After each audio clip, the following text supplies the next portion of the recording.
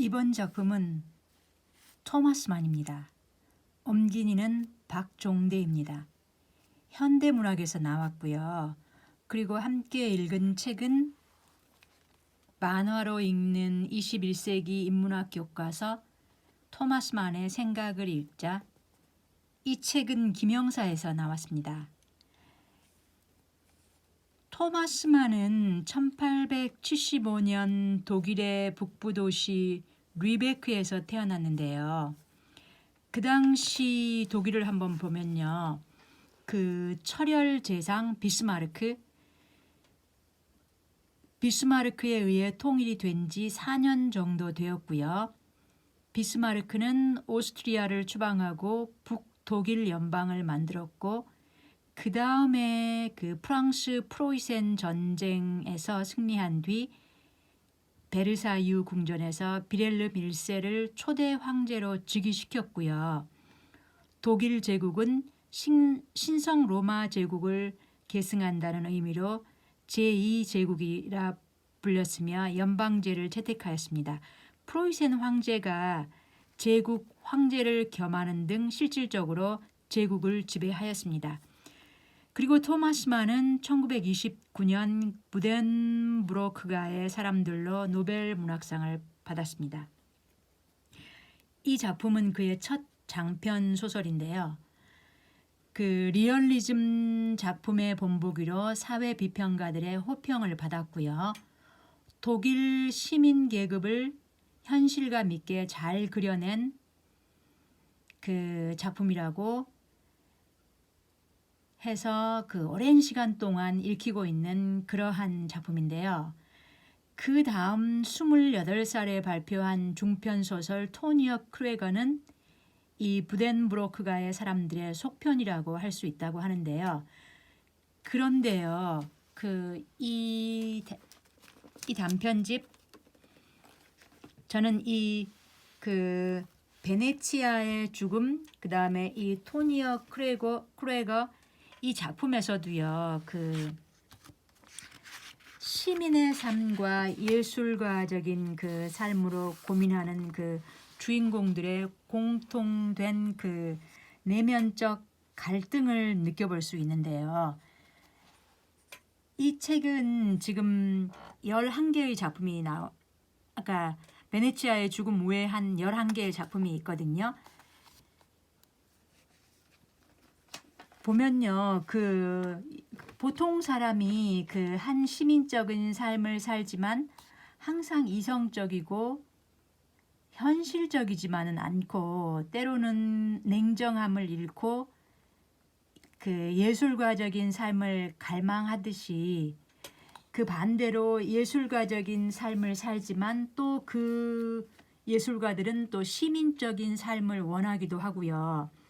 또 더러는 그 시민적인 삶과 그 다음에 예술적인 삶 사이에서 그 어느 쪽에도 속하지 못하고 고뇌하기도 하는 그러한 것들이요. 이 토니어 크레거에도 잘 나타나 있고요. 베네치아의 죽음에서도 이런 내면의 갈등이 잘 나타나 있었던 것 같습니다. 이 현대문학에서 나온 이 토마스 만의 단편선 베네치아의 죽음에 실려있는 이러한 작품들은요.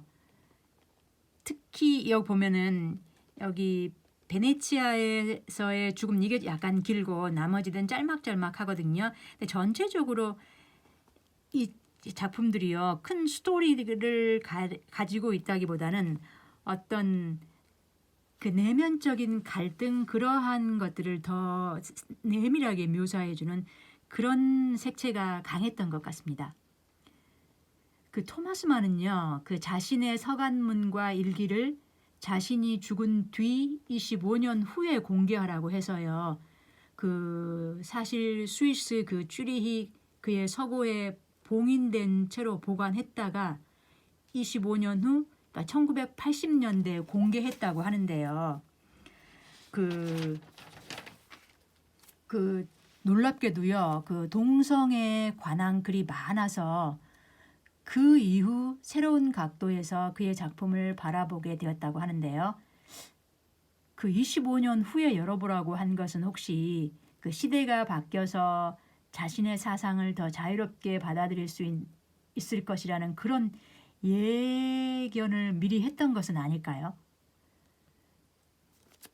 이 베네치아에서의 죽음이라는 그 책을 봐도요, 그 예술가적인 그 삶의 그 고뇌에 거기에 무게를 둘 것이냐, 아니면 그 억압된 동성애적 욕망이라는 그쪽 코드에 좀 더 무게를 둘 것이냐, 저는 이런 시각을 크게 보여줬다고 생각이 되는데요.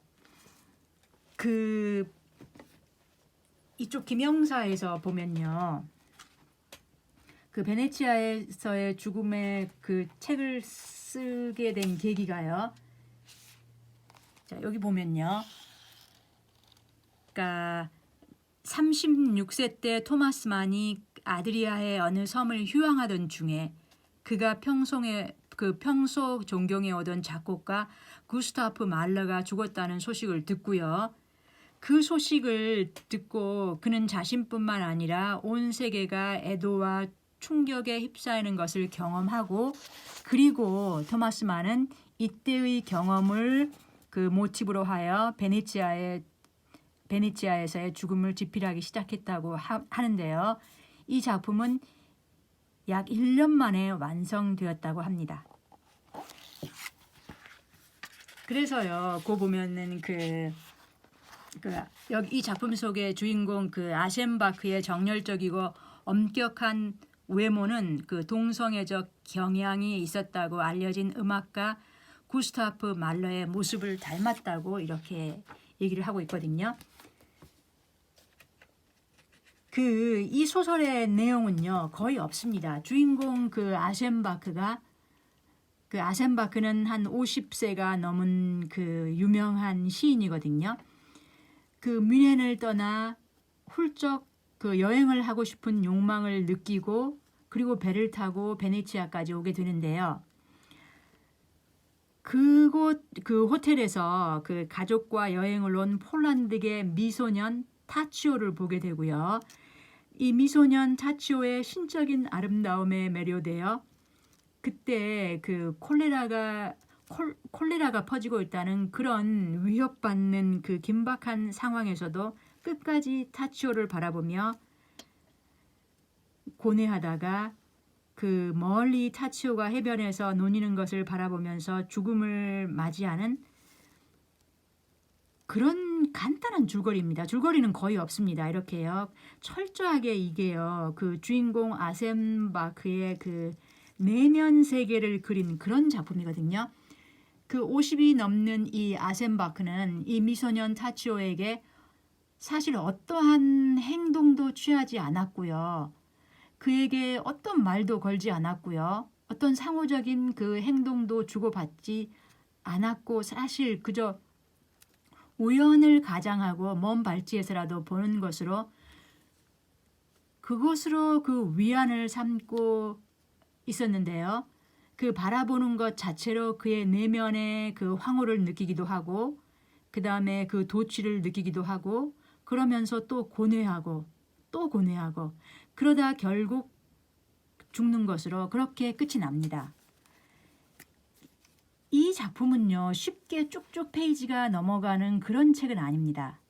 그 내용 한 페이지를 한번 보겠습니다.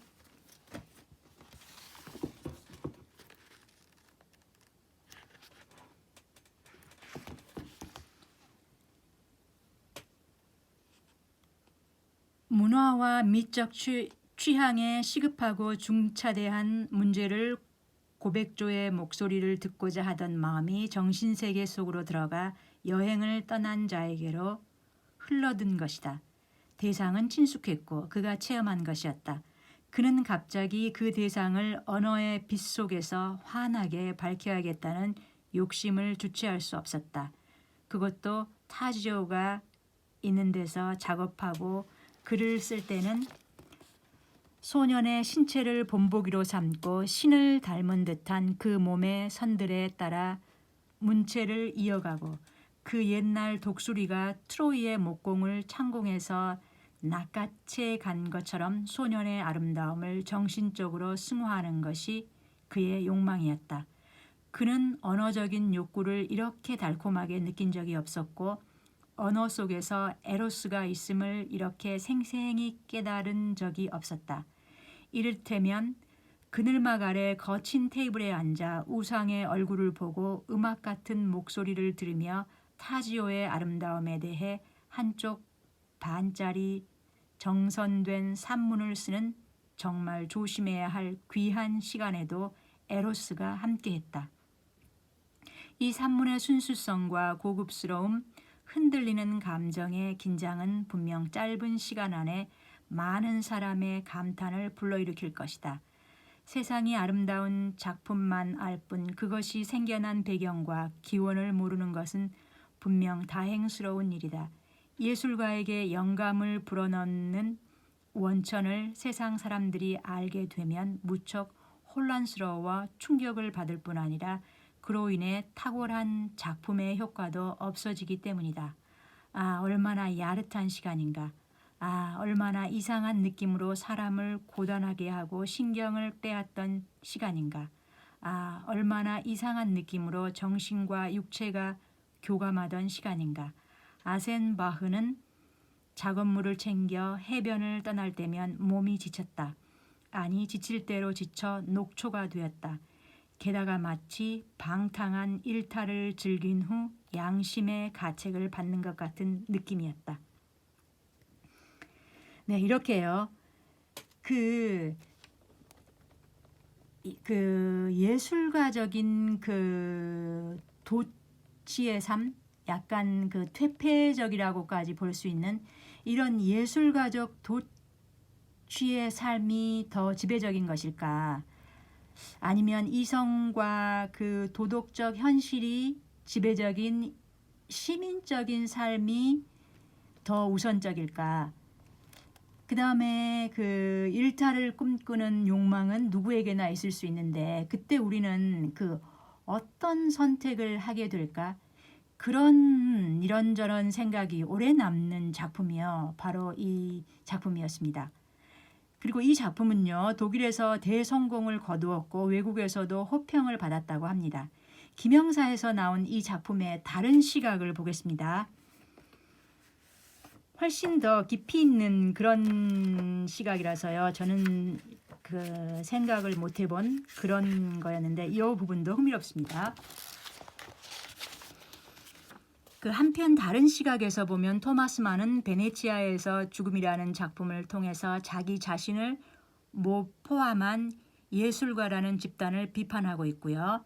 나아가서 비렐름 시대 독일의 청교도적 군인 정신과 프로이센적 도덕주의가 지니고 있는 위험성까지도 아울러 비판하고 있다는 겁니다. 이 프로이센 군대 군인 정신은 너무 유명한데요. 하지만 너무 엄격하게 도덕을 강조하다 보면 일탈할 수 있는 가능성이 있고요. 어떤 면에서는 이런 엄격함이 독일이 제1차 대전을 이 세계대전을 일으키게 된 원인 중에 하나라고 보는 거죠.